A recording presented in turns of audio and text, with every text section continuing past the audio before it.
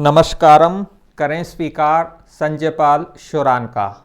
सारथी class में आपका स्वागत है।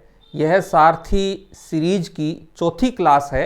आज हम बात करेंगे असफलता का सामना कैसे करें। इससे पहले सारथी की 3 क्लास अपलोड हो चुकी हैं। प्लेलिस्ट में जो है वो आप जाकर देख सकते हैं। और वे विद्यार्थी जो स्कूल व्याख्याता की तैयारी कर रहे हैं तो मनोविज्ञान की टेस्ट सीरीज यश गुरु एप्लीकेशन पर उपलब्ध है, आप जाकर चेक कर सकते हैं। शुरुआत करते हैं। संडे सारथी क्लास है ये।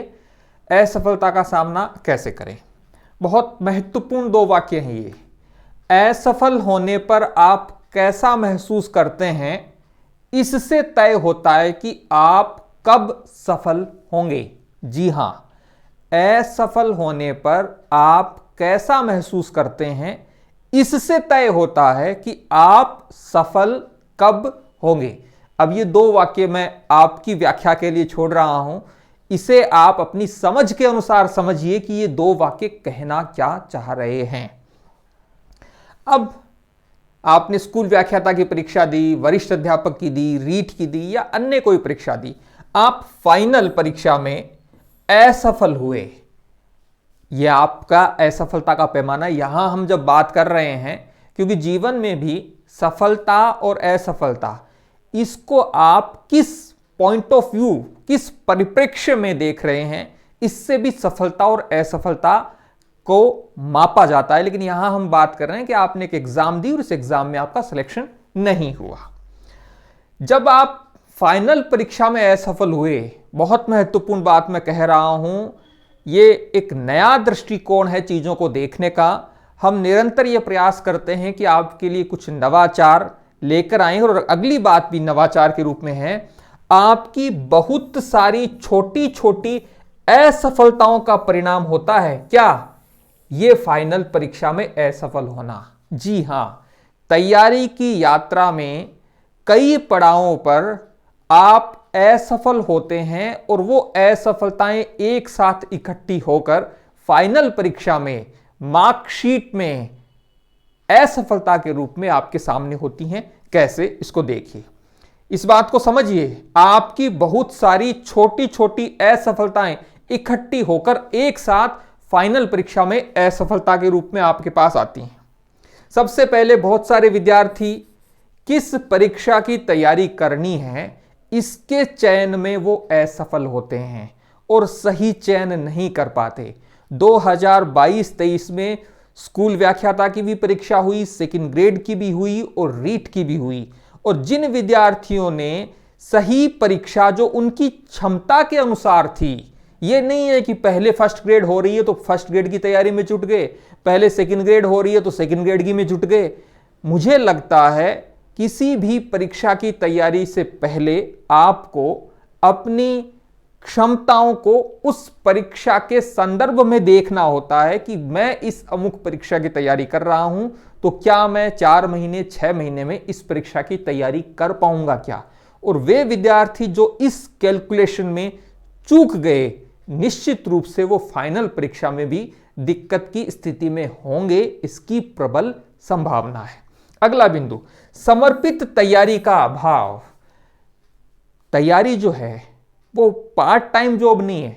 आप पार्ट टाइम के साथ तैयारी कर सकते हैं, लेकिन ऐसा नहीं है कि तैयारी को आप पार्ट टाइम के रूप में ट्रीट करते हैं, तैयारी को आप पार्ट टाइम के रूप में लेते हैं। आप तैयारी कर रहे हो, चाहे 5 घंटे ही पढ़ें, 7 घंटे ही पढ़ें, लेकिन वो पढ़ाई बेहद समर्पित अर्थात डेडिकेटेड होनी चाहिए, और उसमें भी बहुत सारी अन्य तत्व भी हैं।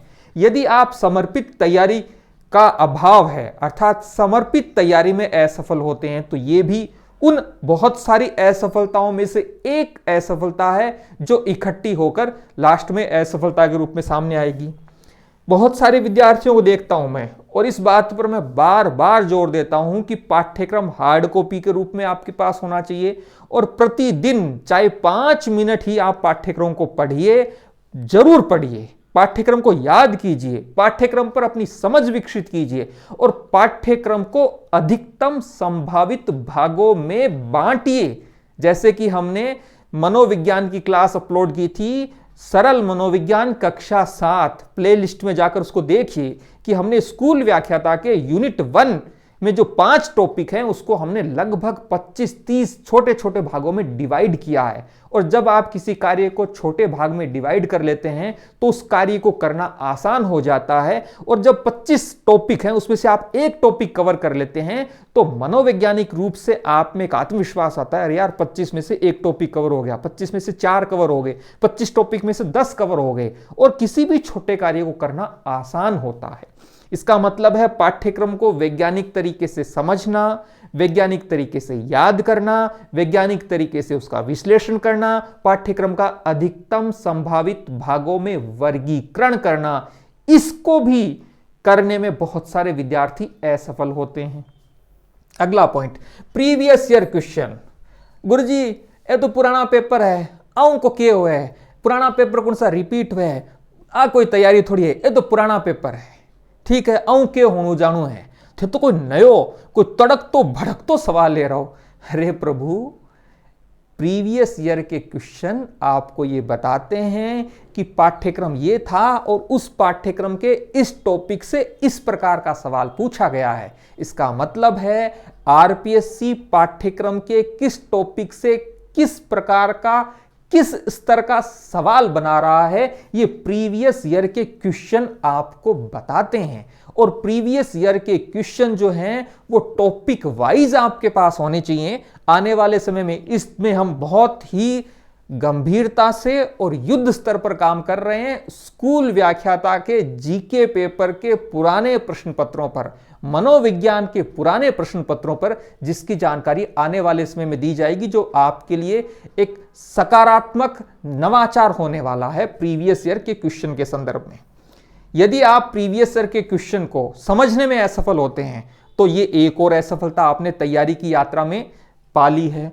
उसके बाद है सही पुस्तकों का चयन करने में असफलता। आपने किसी का विज्ञापन देख लिया, किसी की मार्केटिंग देख ली, किसी भी पुस्तक, बहुत सारे विद्यार्थी पूछते हैं कि सर अमुक गाइड पढ़ें या अमुक पढ़ें। मेरा सामान्यतः तो ये प्रतिक्रिया होती है कि मैं जवाब नहीं देता हूं। और फिर भी जब ये आ जाए कि भीषण दबाव आपकी तरफ से आता है कि नहीं गुरुजी आपको तो बताना ही पड़ेगा, तो मैं एक बहुत सरल सी बात कहता हूं, वो किताब, वो गाइड पढ़िए जिसको आप पढ़ सकते हो। समझे? मैं अपने इस वाक्य को पुनः दोहराता हूं, जिस किताब और जिस गाइड को आप पढ़ सकते हो, जो आपके पढ़ने के अनुकूल है, उसे आपको पढ़ना चाहिए, उससे आपको खरीदना चाहिए। बजाय इसके नहीं कि अमुक गाइड सबसे ज्यादा बिक रही है, बेस्ट सेलर है, लेकिन वो गाइड यदि आपके पढ़ने के अनुकूल नहीं है, आपके पढ़ने के तरीके के अनुकूल नहीं है, तो वो गाइड कितनी भी अच्छी हो, आपके लिए वो गाइड असफलता का कारण बन सकती है।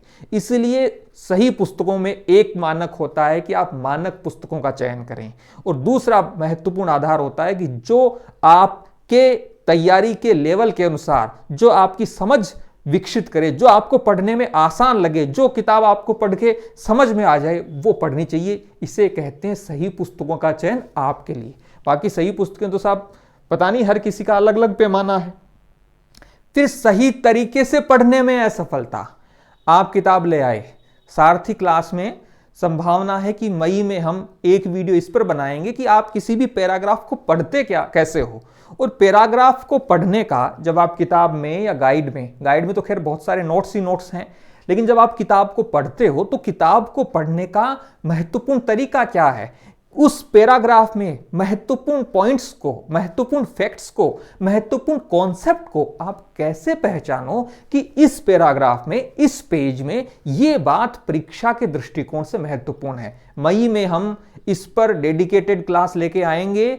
सारथी सीरीज में बहुत सारी कक्षाएं हर संडे को अपलोड होने वाली हैं, जिसमें हम उन पहलुओं को भी छुएंगे जो परीक्षा के दृष्टिकोण से बहुत महत्वपूर्ण है, लेकिन विद्यार्थी उसे चाहे और अनचाहे इग्नोर करते हैं। जैसे कि पुस्तक को वैज्ञानिक तरीके से पढ़ना। आप इस बात को हंसी में भी उड़ा सकते हो, गुरुजी आल मैं पढ़नू तो चौथी क्लास में सीख गया, नहीं गुरुजी मैं तो दूसरी क्लास में पढ़नू सीख गई।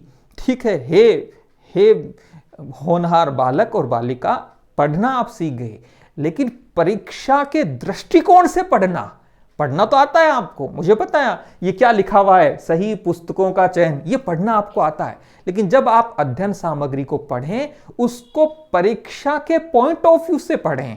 परीक्षा में वो अध्ययन सामग्री किस प्रकार से काम आएगी।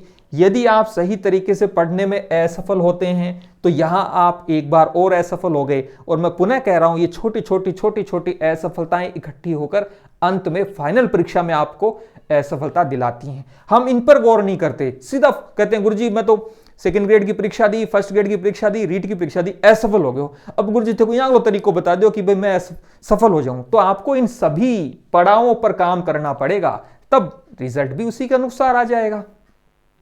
फिर वैज्ञानिक तरीके से रिवीजन करना। गुरुजी रिवीजन तो रिवीजन हो है, वैज्ञानिक तरीकों का ही है। समझिए इस बात को, स्मार्ट स्टडी का जमाना है और रिवीजन भी स्मार्ट होना चाहिए, जिसमें आपका समय कम लगे और आपको अध्ययन सामग्री ज्यादा याद रहे। इसे कहते हैं वैज्ञानिक तरीके से रिवीजन। वो कैसे होता है, कभी इस पर भी विस्तार से बात करेंगे।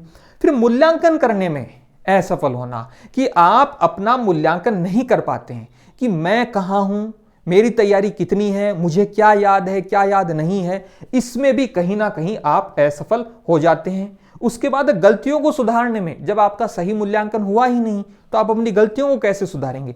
अब यश गुरु ऐप पर हम स्कूल व्याख्याता के मनोविज्ञान के लिए आपके लिए टेस्ट सीरीज उपलब्ध करवा रखी है। तो वो एक मूल्यांकन का एक विकल्प है।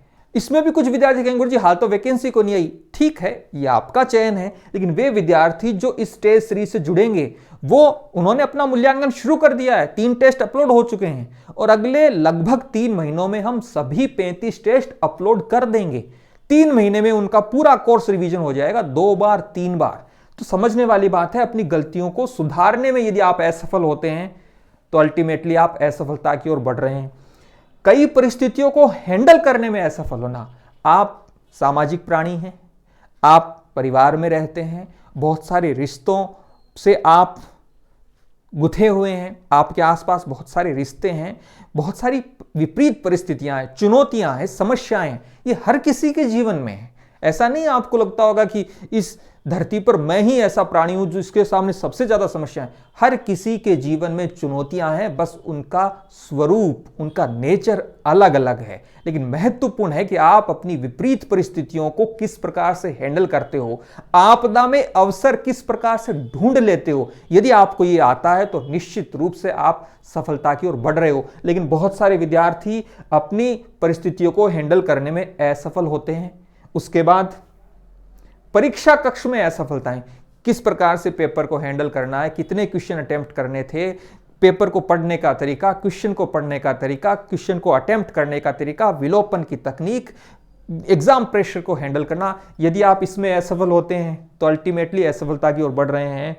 और असफलता को हैंडल करने में असफल, आप असफल हो गए, हम आपको सिखा रहे हैं कि असफलता को भी हैंडल करना सीखिए। क्योंकि आप असफल एक परीक्षा में हुए हो, दूसरी परीक्षा दोबारा आएगी, नई भर्ती आएगी। अपनी कमियों पर छोटे छोटे पड़ावों पर यदि आप सुधार करते हैं, निश्चित रूप से आप सफल होंगे। आप ये चाहते हो कि भाई नहीं गुरुजी थे तो यहाँ के लोग कोई बभूति बता दो, मन दे दो थे, मैं अपने शरीर पर उस बभूति को लगा लूं और मुझे सफलता मिल जाए। ऐसी कोई बभूति नहीं है साहब इस धरती पर जो आपको लगाने मात्र से असफलता से सफलता की ओर ले जाए। आपको न जाने कितने छोटे छोटे पड़ावों पर, छोटे छोटे पॉइंट पर अपने आप को करेक्ट करना पड़ेगा सफलता पाने के लिए। इसका अगला पॉइंट, याद करें जीवन में कई बार असफल हुए हैं। जब आप छोटे थे आप चलने में असफल हुए, अपने जीवन की उन परिस्थितियों को देखिए। और मैं आपको ये कह रहा हूं, थोड़े से ठंडे दिमाग से आंख बंद करके जीवन की वो परिस्थितियां देखिए जब आपके लिए बहुत चुनौतीपूर्ण थी और उन परिस्थितियों का सामना भी आपने कर लिया। इसका मतलब असफलता का यह दौर, असफलता का यह समय बीत जाएगा, बस हार नहीं माननी है। आपको असफलता का विलोम चाहिए। क्या? सफलता। इसका मतलब है कि बहुत सारे काम जो आप करते आए हो उसका विपरीत करना पड़ेगा। आप यदि रिवीजन बहुत अवैज्ञानिक तरीके से करते थे तो आपको रिवीजन वैज्ञानिक तरीके से करना पड़ेगा।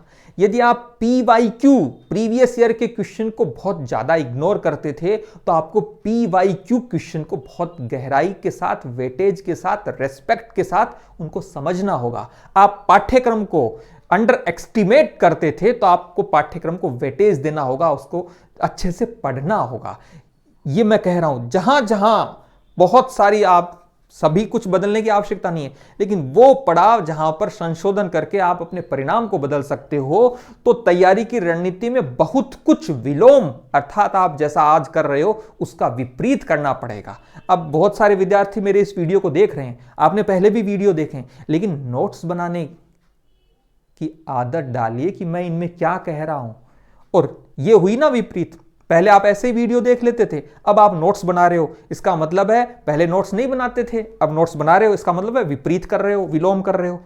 तो कहने की बात है, बहुत सारे ऐसे पड़ाव हैं जहां आपको अपनी कार्य प्रणाली को ठीक 180 डिग्री पर बदलना होगा, यू टर्न करना होगा, क्योंकि सफलता का यू टर्न, सफलता का विपरीत, ऑपोजिट, विलोम सफलता है।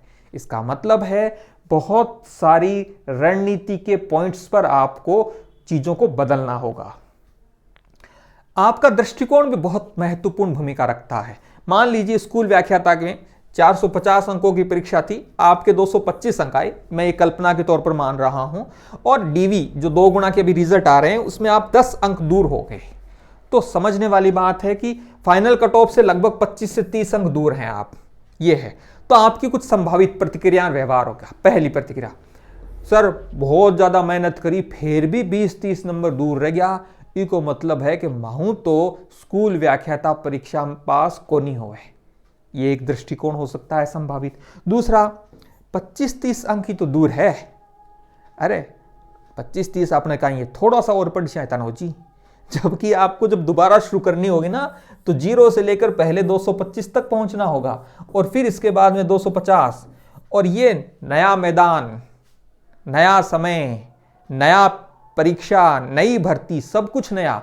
तो इस बार आपके 225 आए हैं, तो आपको ऐसा नहीं है कि 225 के बाद आपको यात्रा शुरू करनी है, नई भर्ती में आपको यात्रा 0 से शुरू करनी है। ये विद्यार्थी अति आत्मविश्वास वाले होंगे कि गुरुजी बस 20-30 नंबर ही दूर, आप मैं नया पार कर ले, कौन से 20-30 नंबर बड़ी बात है। तो यहां ये भूल जाते हैं कि शुरुआत 0 से करनी है।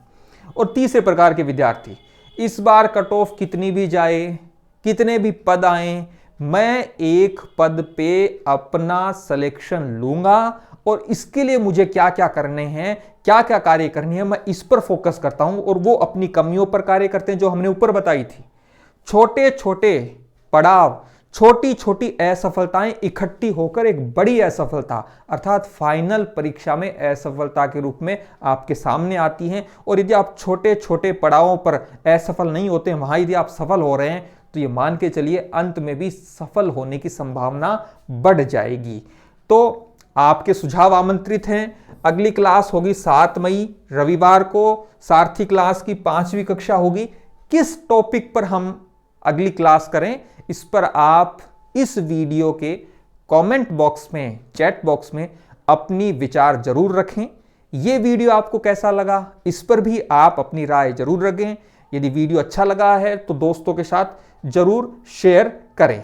और वे विद्यार्थी जो अभी से ही फर्स्ट ग्रेड की तैयारी कर रहे हैं, और मैं एक बात बहुत दृढ़ता से कह रहा हूं, जो विद्यार्थी जितना जल्दी किसी भी परीक्षा की तैयारी को शुरू कर देगा, उसके सफल होने की संभावना बाकी विद्यार्थी की तुलना में ज्यादा है। यदि आप स्कूल व्याख्याता की तैयारी करने की मनस्थिति बना चुके हैं, तो मनोविज्ञान की इस टेस्ट सीरीज में, जिसमें 35 टेस्ट पेपर हैं, 3 टेस्ट अपलोड हो चुके हैं।